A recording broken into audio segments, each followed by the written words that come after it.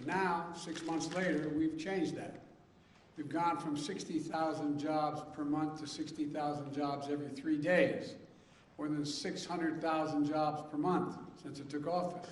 More than 3 million new jobs all told. That's the fastest growth, I'm told, at this point in any administration's history. Another prediction, that is my favorite one, I must add, is that if I got elected, I'd bring the end to capitalism. I never understood that one, but we've heard an awful lot. Well, in 6 months into my administration, the U.S. economy has experienced the highest economic growth rate in nearly 40 years. And we know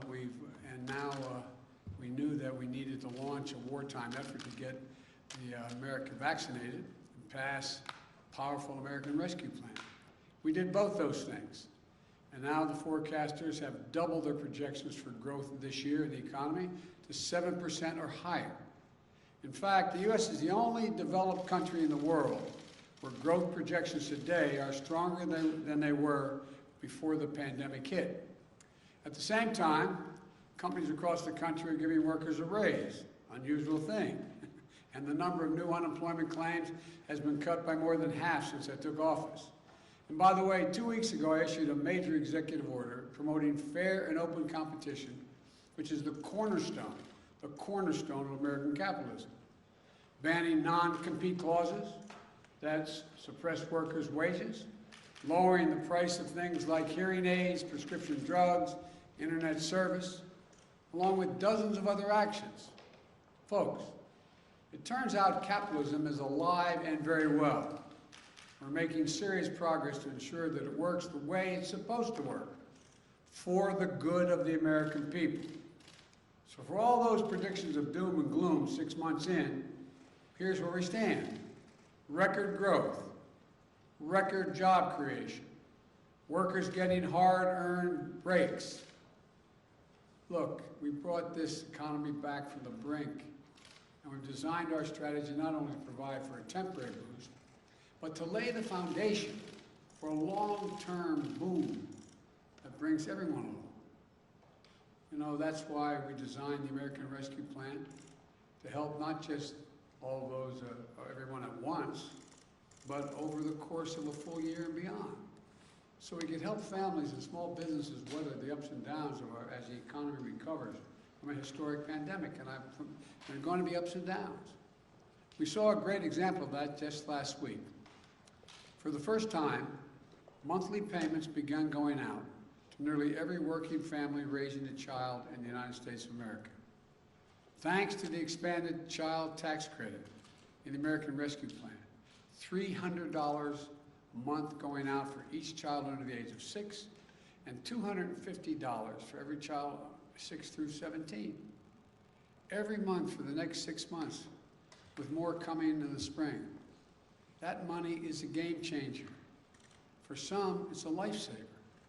Think of the single mom struggling to put food on the table each month. The parent has to tell their kid, I'm sorry, honey, but we can't afford those dance classes. Or the sports team you want to play in this fall, we can't do it. You know, they can't wait for the credit against their taxes to be coming next year as a tax credit. They need cash in their pockets today. For families with the least, this money will do the most, dramatically reducing child poverty in America. And for millions of middle-class families, it'll give them a little bit of breathing room every month. That's just one example of how we're building an economy from the bottom up and the middle out. But despite that progress, we cannot afford to be complacent. We know that our economic recovery hinges on getting the pandemic under control. You know, and by fully vaccinating 160 million Americans, or 80% of our seniors, we've fundamentally changed the course of the pandemic from one that threatens all Americans to a disease that has the most severe impacts only on the unvaccinated people in the country. But we can't let up, especially since and because of the Delta variant, which is more transmissible and more dangerous. Unfortunately, cases are now rising, particularly in communities with very low vaccination rates. Just 4 states account for nearly 40%, 4 states, 40% of all cases last week. Virtually all hospitalizations and deaths are occurring among unvaccinated Americans. These tragedies are avoidable. The data couldn't be clearer. If you're fully vaccinated, you have a high degree of protection against severe illness, hospitalization, and death. If you're unvaccinated, you are not protected. So please, please get vaccinated. Get vaccinated now. It works. It's safe. It's free. It's convenient. You know, this virus doesn't have to hold you back any longer. It doesn't have to hold our economy back any longer. But the only way we put it behind us is if more Americans get vaccinated. We also know that as our economy has come roaring back, we've seen some price increases. Some folks have raised worries that this could be a sign of persistent inflation. But that's not our view.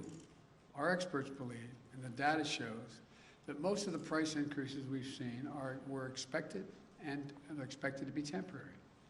Reality is you can't flip the global economic light back on and not expect this to happen. As demand returns, there's going to be global supply chain challenges.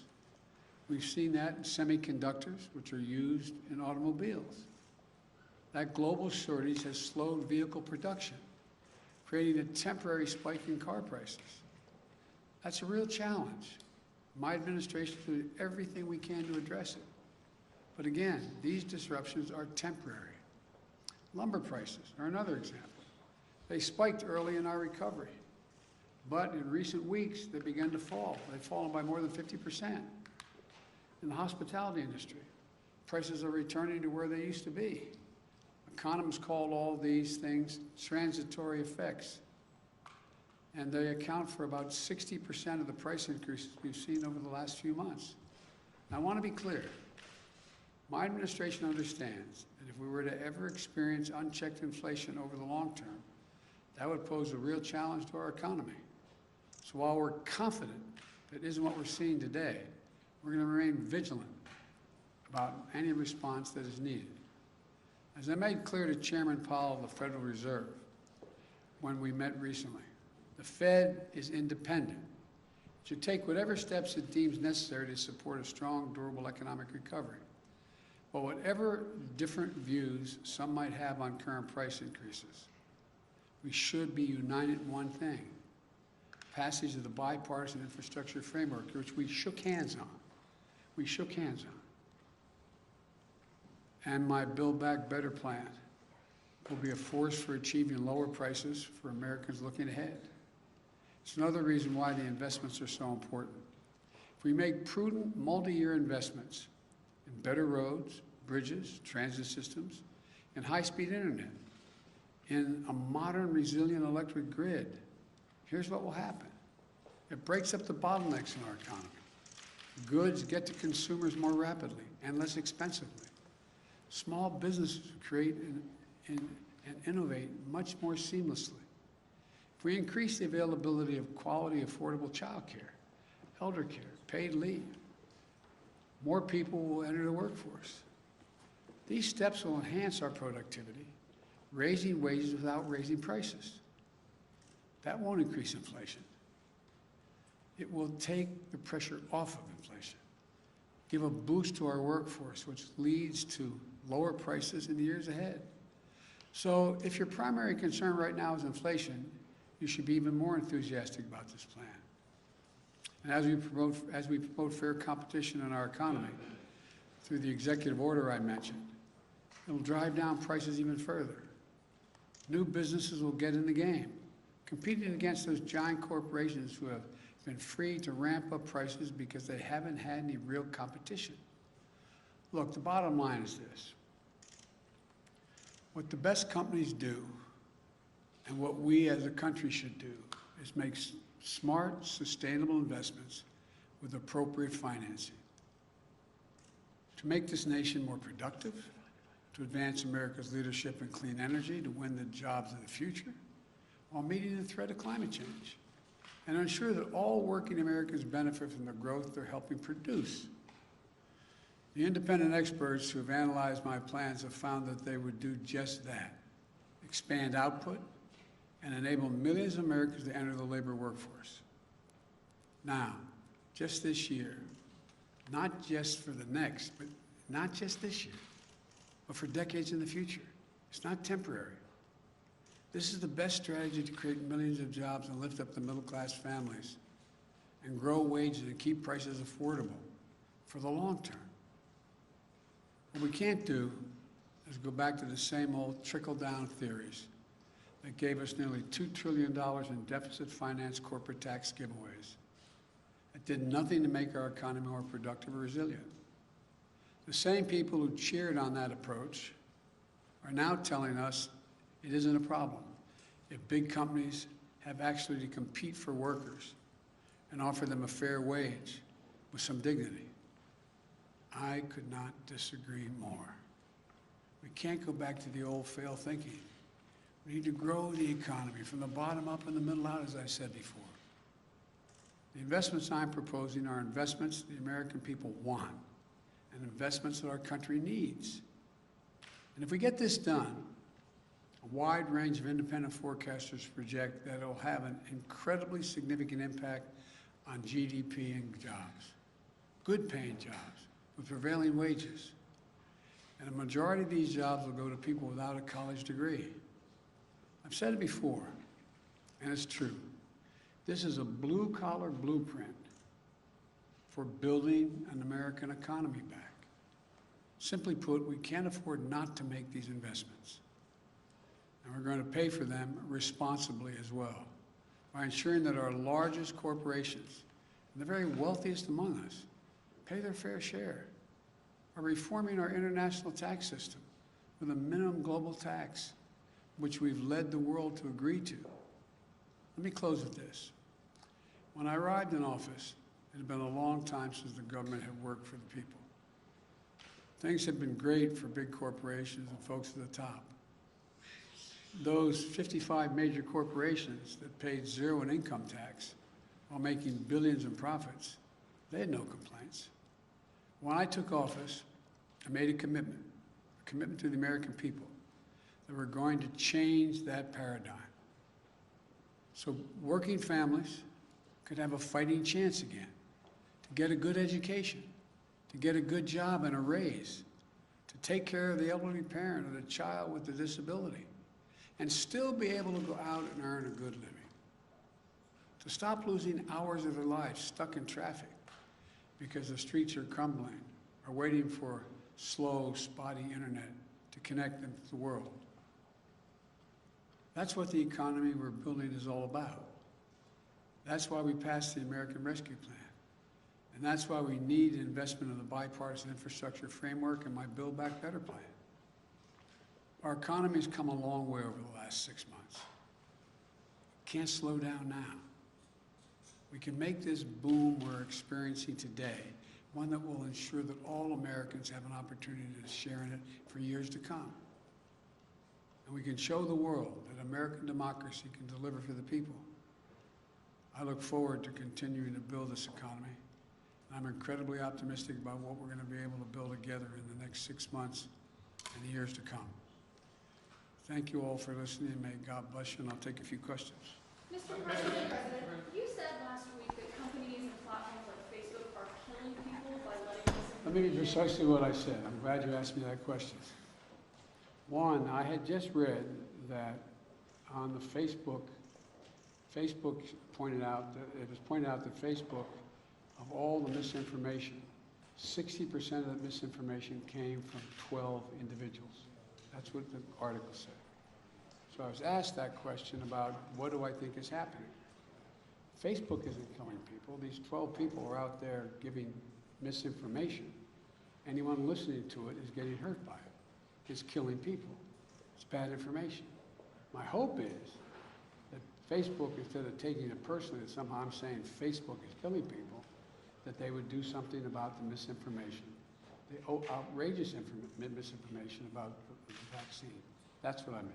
Have they done enough, in your opinion, to stop? I haven't, to be completely honest with you, I don't know if they did anything today. Up to over the weekend, I don't think they had, but I don't know. I don't know the answer to that Will question. you hold them accountable if they don't do more to stop the I'm, spread? when you say hold accountable, I just want to, I'm not trying to hold people, I'm trying to make people look at themselves, look in the mirror. Think about that misinformation going to your son, your daughter, your relative, someone you love. That's what I'm asking, all the way in the back. Thank you, Mr. President. At what point would you consider inflation unchecked to a point at which you would either consider taking action or you would want to see the Fed takes action? And secondly, why do you believe that the budget bill is appropriate legislation for a pathway to citizenship? Well, first of all, I think we need to find pathways to citizenship. The budget bill is an appropriate way to get around the filibuster to be able to make a judgment as to whether or not they should have a pathway. That's for the parliamentarian to decide, not for Joe Biden to decide. The first part of the question was? It was on inflation. You mentioned unchecked Yeah, inflation. there's nobody suggesting there's unchecked inflation on the way. No serious economist. That's totally different. I mean, look, the stock market is higher than it has been in all of history, even when it's down this month. Even down this month. Now, I don't look at the stock market as a means by which to judge the economy like my predecessor did. But he'd be talking to me every day for the last 5 months about how the stock market is so high, higher than any time in history, still higher than any time in history. So that's not how I judge whether or not we have economic growth. Mr. President, on China and cyber hacking. She jumps up before you do. Effectively, your administration is naming and shaming China, but no sanctions. Why, and is that effective enough? They're still determining exactly what happened. The investigation is not finished. Thank you all very much. I'm trying real quick. What is your understanding of the biggest difference between what they've done versus what Russia's done in terms of cyber hacking? That'd take a longer explanation. We have all the time in the world. Go ahead. No, we don't. I have to go see the King of Jordan. Just one quick follow-up on Well, to the best of my knowledge, and I'm getting a report tomorrow morning on this, a detailed report, my understanding is that the Chinese government, not unlike the Russian government, is not doing this themselves, but are protecting those who are doing it, and maybe even accommodating them being able to do it. That may be the difference. Thank you.